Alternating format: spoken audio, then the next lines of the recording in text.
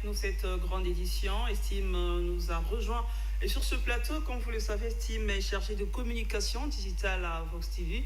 Et ce soir, Estime, premier stationnement, le site vox.cg, avec ce sujet qui concerne les députés qui sont préoccupés par une situation de manque de sang.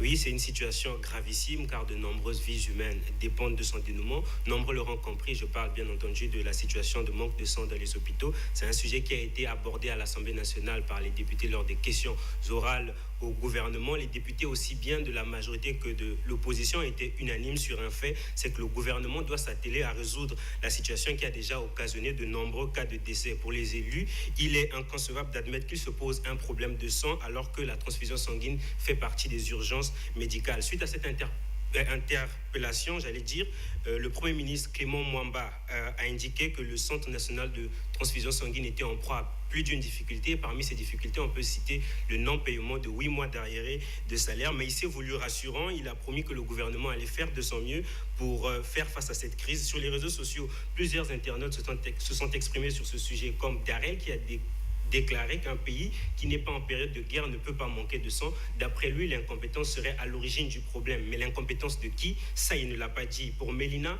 les dons de sang sont permanents, mais le sang se fait toujours rare. Elle a déploré cette situation tout en témoignant que certaines de ses connaissances ont perdu les membres de leur famille à cause de ce qu'elle qualifie d'irresponsabilité. Brel a posé une équation simple: manque de salaire égale manque de sang. Rien de surprenant donc. D'après Roland Larreau, ce qui est surprenant, c'est plutôt le retard avec lequel l'Assemblée nationale s'exprime sur cette situation qui perdure depuis un bon moment.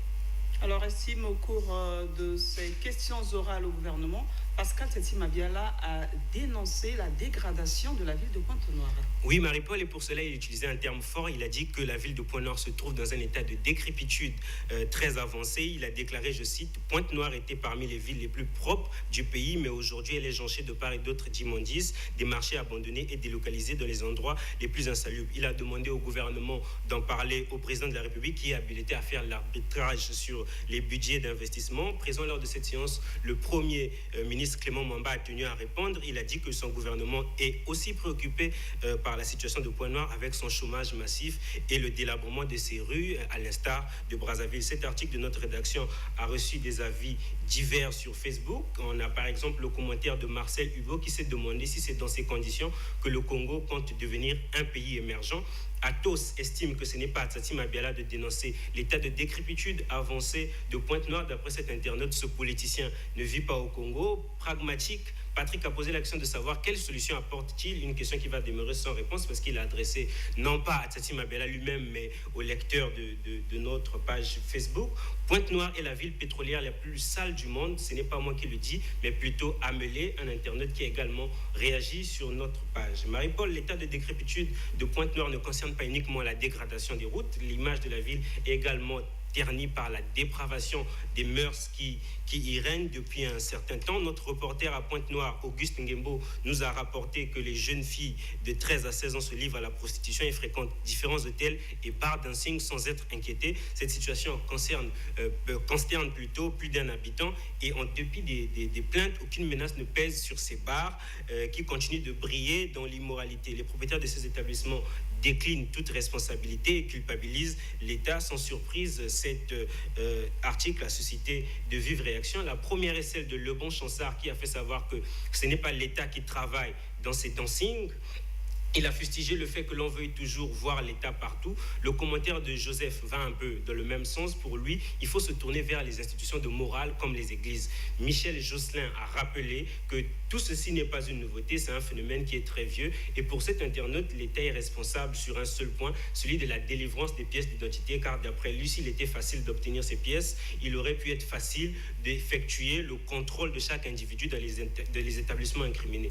Il a tranché en écrivant « L'État a sa part de responsabilité, mais les citoyens aussi doivent s'impliquer dans le combat contre ces antivaleurs. » Alors, Estime, d'après les informations de votre possession, l'État a décidé de réagir face à la montée de ce phénomène.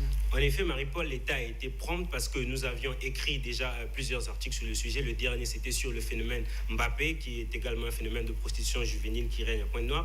Et les échos suscités par cet article a atteint les oreilles du directeur départemental de la police de Pointe-Noire et du Kouilou, le colonel Serge Itouapoto, qui a fait des descentes surprises cette semaine dans certains quartiers où se développe la prostitution des mineurs dans la ville Océane. La police a mis en garde, j'allais dire, plusieurs établissements avant de présenter à la presse quelques mineurs qui ont été interpellés au cours des dites descentes. Alors, estime un article du site ADIAC a mis en lumière des incohérences sur les allocations familiales à la fonction publique. Dites-nous-en un peu plus.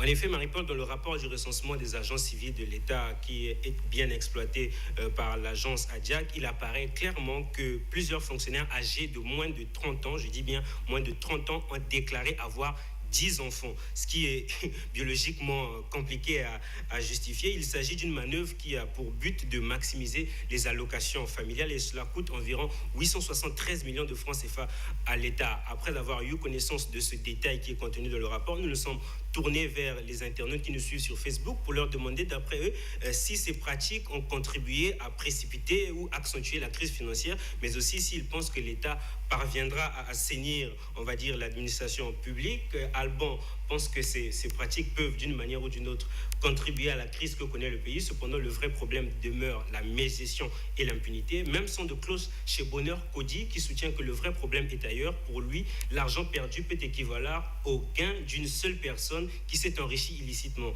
À en croire ses propos, la solution serait d'élargir la lutte contre la corruption au sommet de l'État. À la question de savoir si un retour à l'ordre est possible, Bonheur Locaux a répondu à l'affirmative. D'après ce lecteur régulier de Vox.cg, tout dépend de la volonté du gouvernement et surtout des actions de recadrage de celui-ci, car rien ne peut se faire. Si rien ne se fait plutôt, ce serait une preuve suffisante de complicité. On va dire que la balle est dans le camp du gouvernement. Marie. Merci beaucoup, Estime Sonza, pour ce tour d'horizon de quelques articles parus sur le net. Merci de m'avoir reçu, Marie-Paul. Voilà, je rappelle que vous êtes le chargé de communication digitale à Vox Media. En effet. À vous aussi qui nous suivez de partout, grand merci, au revoir et à demain 19h.